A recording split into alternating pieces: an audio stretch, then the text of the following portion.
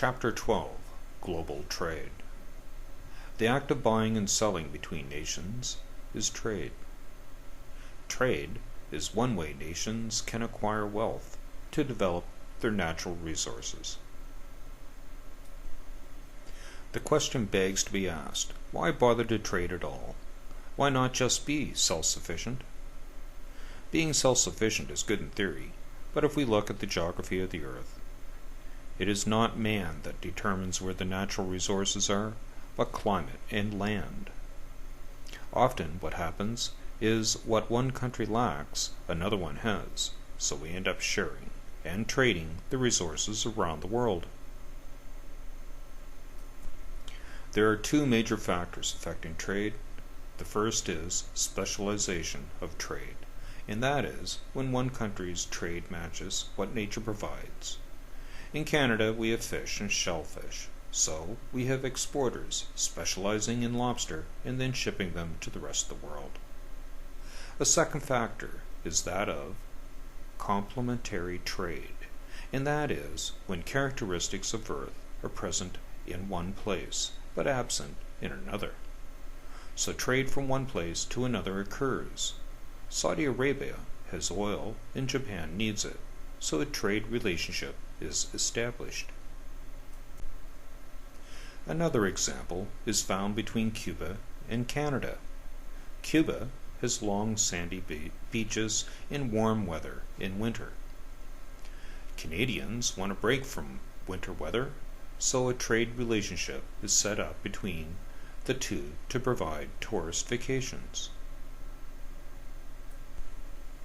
There are benefits to global trade because countries spend less money by producing specialized goods and opening themselves up to international trade than to try to make all the goods that they want and need.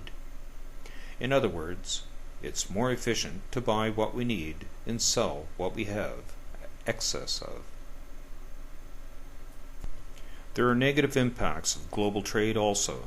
The environment regularly takes a back seat to the economic agenda. This picture shows a whale that died after being covered in oil from the Exxon Valdez oil spill. Many seabirds and other sea mammals were killed because of this accident from global trade.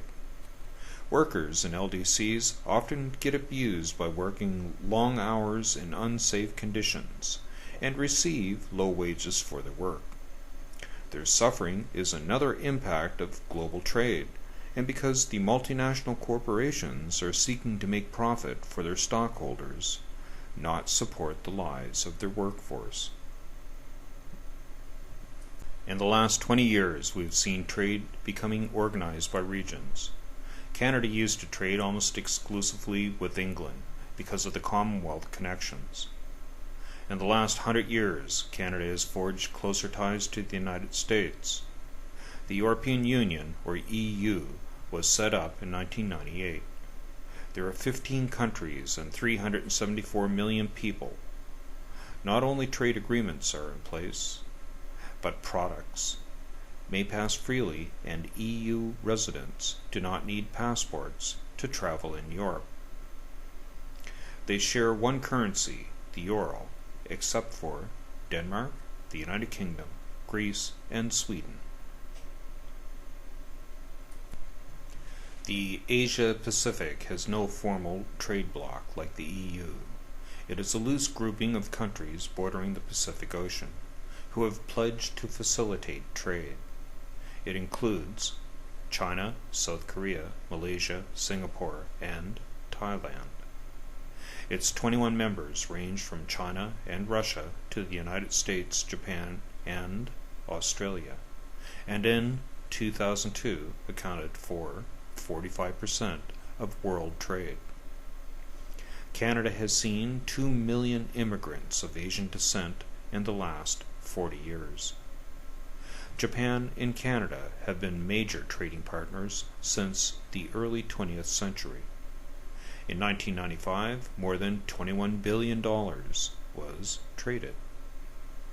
The Japanese are the largest tourist group in Canada. NAFTA was formed in 1989. The agreement eliminated most of the tariff and trade restrictions between the United States and Canada. Then, in 1994, Mexico came on board and created a trading bloc of 400 million people. The benefits to the trade zone is that goods are cheaper for us without the tariffs. Direct investments and bank accounts are allowed now between nations. There are many concerns about NAFTA as well. Many complain that Canadian jobs are lost when multinationals move their factories to cheaper labor sites in Mexico. People also voice concerns about Canada's ability to compete and fear that social programs like Medicare and unemployment insurance will be lost. Finally, some fear that Canadian culture will be overrun by the U.S. The true impact of NAFTA is that after 10 years, trade between Canada and the U.S. has increased. Manufacturing employment bore the brunt of corporate restructuring, most severely in the first wave, 1989 to 1993, where it fell by 414,000 jobs, or 20% of the workforce. Canada has become too dependent on the U.S. economy. NAFTA has caused huge amounts of toxic waste to be dumped into countries with weak environmental laws. To deal with Canada's fear of being overrun by American culture, we passed Bill C-55, whose legislation is aimed at protecting Canada's magazine industry. Split-run magazines are U.S. publications available in Canada, with little or no Canadian content. Ottawa's law would stop Canadian companies from advertising in those magazines. This made the U.S. angry, and they said they would retaliate by targeting the steel industry. So disputes between countries still exist. Countries and companies realize that they have to develop trade ties around the world if they want to remain economically healthy. After World War II, the General Agreement on Tariffs and Trade, GATT, was set up as part of the United Nations. On January 1, 1995, GATT became the World Trade Organization, known as the WTO. It comprises 131 countries and does 90% of the international trade. The WTO arbitrates disputes between countries. One example is when Canada took its case against the Americans who were planning split-run magazines to the WTO in 1997. The Group of Eight is the association of the 8 most economically advanced countries in the world. Canada is one. In 1995, they met in Halifax. The agenda included environmental concerns, consistent poverty in LDCs, recommendations to the World Bank and the International Money Fund were to include environmental concerns as part of the development programs, and that MDCs were to support the 1992 Earth Summit on biodiversity and climate change in Rio.